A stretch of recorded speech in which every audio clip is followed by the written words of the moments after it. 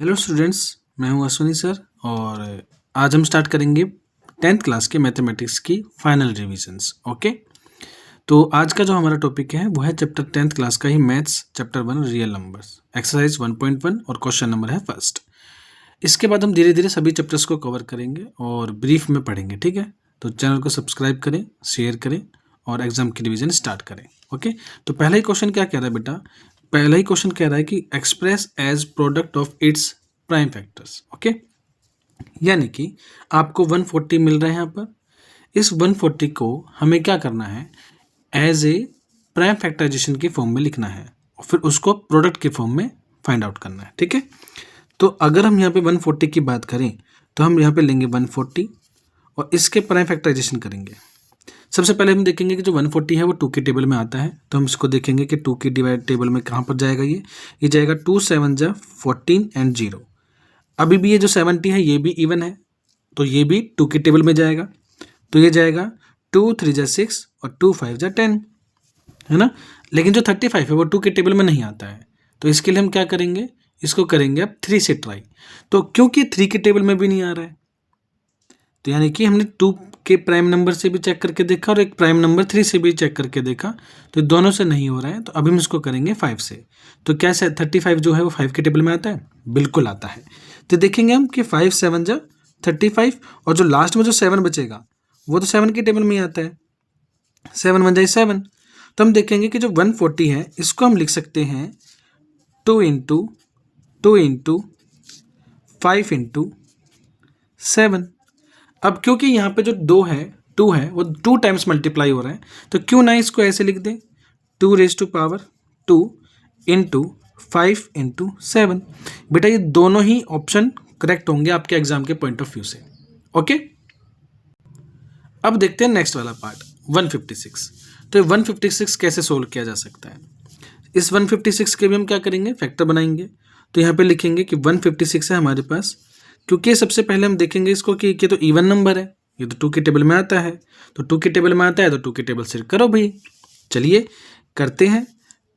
ये जा रहा है 2 7 जा 14, यहाँ पे 1 बच जाएगा हमारा। 1 जब इधर बचेगा तो ये बच जाएगा 16, तो यह जाएगा 2 8 जा 16। अब हम देखेंगे जो 78 है वो भी एक इवन नंबर है, यानी कि ये भी 2 के टेबल में जा सकता है। तो ये जाएगा 2 3 जा 6, एक बचेगा यहाँ पे 2 9 जा 18।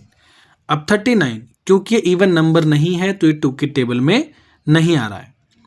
अब अगर ये 2 के टेबल में नहीं आ रहा है तो 2 के बाद जो प्राइम नंबर होता है वो होता है 3। अब हम 3 से करके देखेंगे। 3 1 जा 3 और 3 3 जा 9, ये 3 के टेबल में आ रहा है।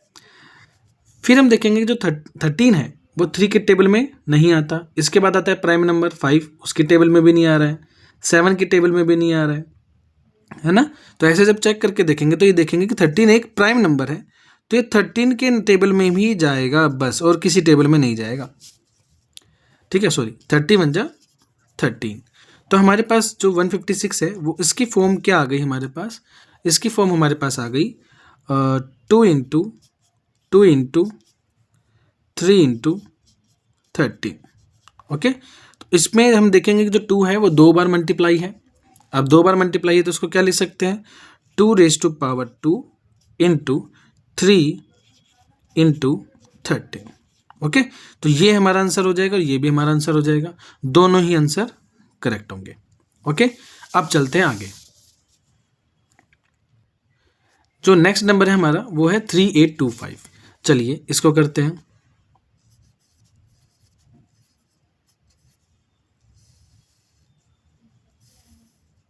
तो हम देखेंगे कि जो 3825 है ये 2 के टेबल में नहीं आएगा, क्योंकि ये एक प्राइम नंबर है। ठीक है, सॉरी ऑड नंबर है, ये 2 के टेबल में नहीं आएगा। 3 के टेबल में आ रहा है क्या, चेक करिए, बिल्कुल आ रहा है। तो 3 के टेबल में हम इसको करके देखेंगे। तो पहले इसको हम 3 से करके देखते हैं।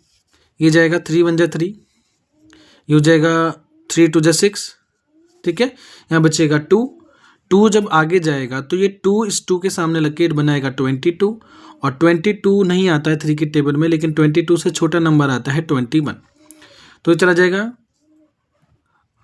3 1 जा 3, 3 7 जा 21। ओके, अब ये बात बच गया 5, तो कितने बजाएगा?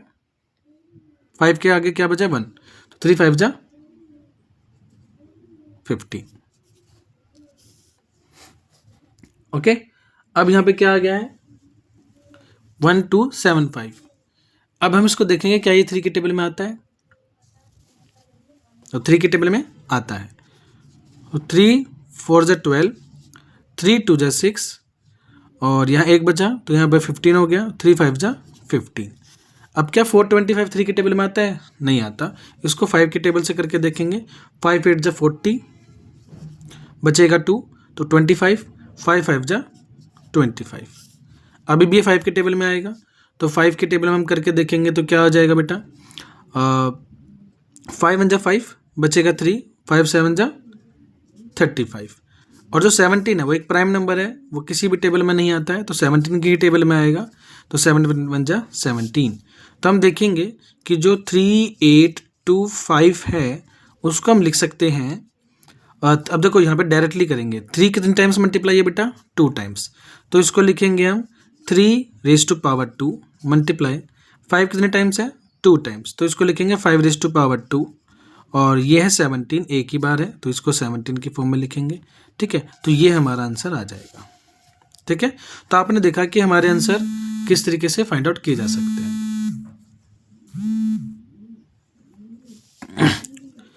अब है नेक्स्ट 5005।